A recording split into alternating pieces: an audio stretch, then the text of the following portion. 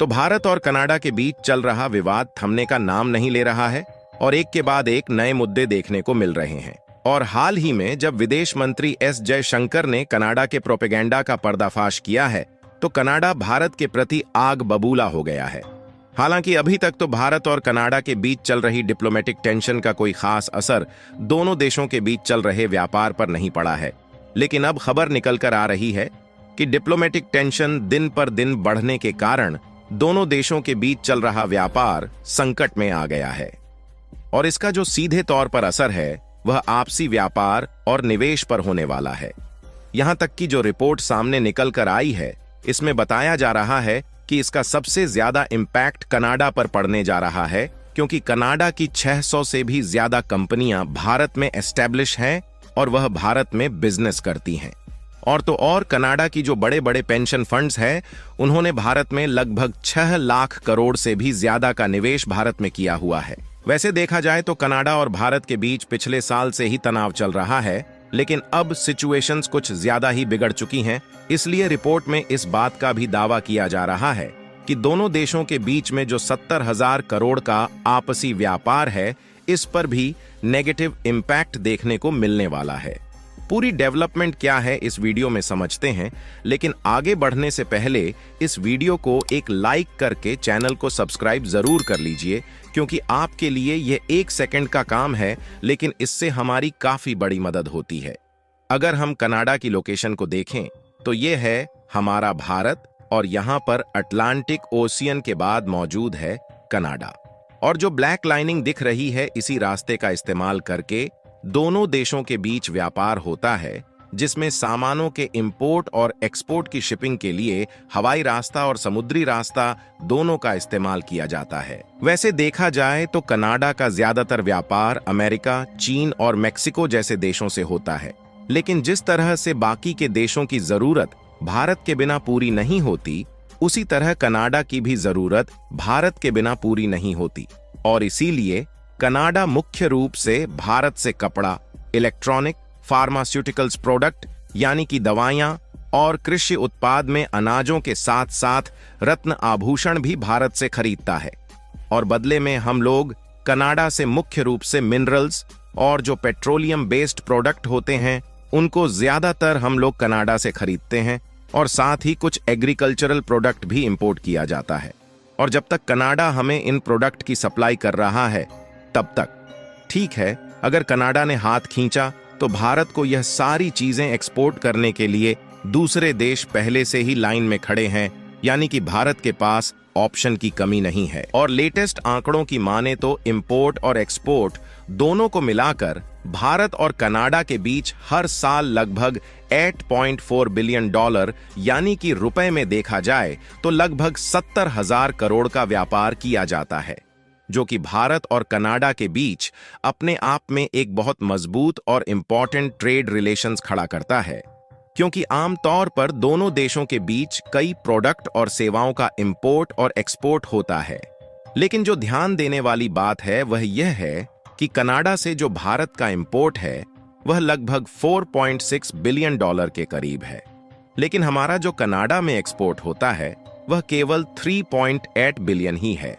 यानी कि ओवरऑल नजर डाली जाए तो कनाडा भारत के मार्केट का इस्तेमाल करके ज्यादा कमाई कर पा रहा है, जबकि कनाडा के मार्केट से होने वाली भारत की कमाई अभी भी उनकी अपेक्षा कम है। लेकिन फिर भी साल दर साल दोनों देशों के बीच व्यापारिक संबंध मजबूत हो रहा था और इंपोर्ट एक्सपोर्ट दोनों में बढ़ोतरी देखी गई है। हालांकि अब भारत और कनाडा के बीच चल रहे कूटनीतिक तनाव के बीच दोनों देशों के व्यापारिक रिश्तों पर भी संकट मंडराने की आशंका अपने चरम स्तर पर पहुंच गई है। और दोनों देशों के बीच का रिलेशन इस लेवल तक पहुंच गया कि अब तो GTRI यानी कि ग्लोबल ट्रेड रिसर्च इनिशिएटिव ने भी भारत और कनाडा के व्यापार पर नया सवाल खड़ा कर दिया, क्योंकि कनाडा में खालिस्तानी आतंकी हरदीप सिंह निज्जर की हत्या का झूठा आरोप भारत पर लगाए जाने के बाद से दोनों देशों के रिश्तों में तनाव पैदा हो गया है। हालांकि यहां तक तो ठीक था, केवल थोड़ा बहुत ही विवाद चल रहा था, लेकिन जब दोनों देशों ने एक दूसरे के राजनायकों को अपने देश वापस बुला लिया है और कुछ को हमेशा के लिए निष्कासित कर दिया है, तो ऐसे में जब बात राजनायकों पर पहुंची तो इसने व्यापार पर सवाल खड़ा कर दिया।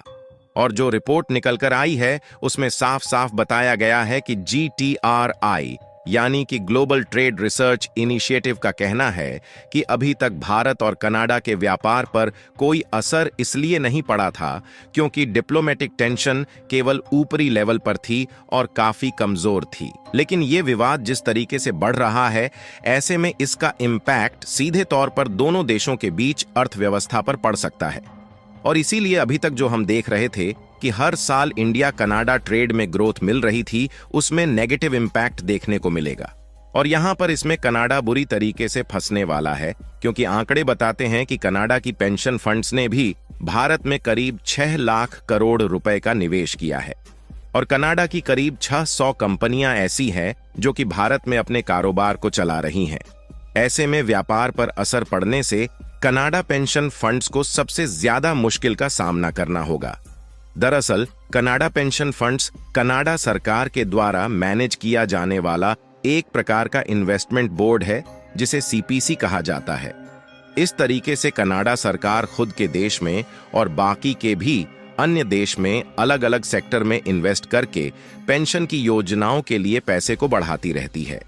यानी कि एक प्रकार से पैसे का इस्तेमाल करके कनाडा सरकार प्रॉफिटेबल रिटर्न लेती रहती है। और इसी कनाडा पेंशन फंड्स ने साल 2013 से 2023 तक के बीच भारत में ज्यादातर निवेश रियल एस्टेट में किया है, जहां 3.8 अरब कैनेडियन डॉलर से ज्यादा का निवेश है। इसके बाद फाइनेंशियल सर्विसेज में 3 अरब कैनेडियन डॉलर से ज्यादा का निवेश है।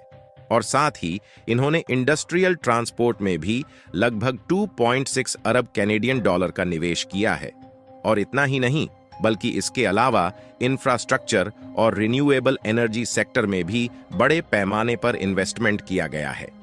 यानी कि कुल मिलाकर कनाडा की 600 कंपनियों के लिए, जो कि भारत में अपने कारोबार चला रही है, और उनके 6 लाख करोड़ रुपए जो उन्होंने भारत में डेवलपमेंट प्रोजेक्ट के लिए निवेश किया है, इसके लिए दिक्कतें बन सकती हैं।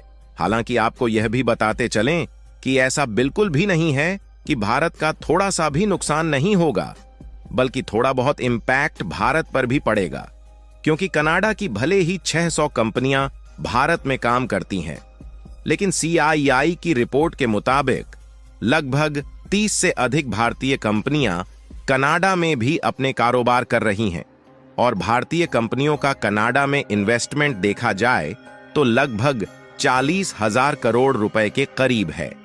लेकिन यह कनाडा की कंपनियों के मुकाबले काफी कम है, क्योंकि कनाडा ने तो भारत में 6 लाख करोड़ रुपए तक इन्वेस्टमेंट किया है। यानी भारत और कनाडा के बीच बढ़ता कूटनीतिक तनाव दोनों देशों के व्यापारिक रिश्तों के लिए एक बड़ी चुनौती बन सकता है। ऐसे में अगर सिचुएशंस कंट्रोल नहीं होती और व्यापारिक रिश्ते कमजोर होते हैं, तो इसमें भारत से कई गुना ज्यादा कनाडा का नुकसान होने वाला है। आप लोगों को क्या लगता है कि कनाडा और भारत के बीच का तनाव दोस्ती में बदलेगा या फिर नहीं? अपनी राय कमेंट में जरूर बताएं और इस वीडियो को लाइक करके अपने मित्रों तक शेयर जरूर करें ताकि उन्हें भी जानकारी मिल सके।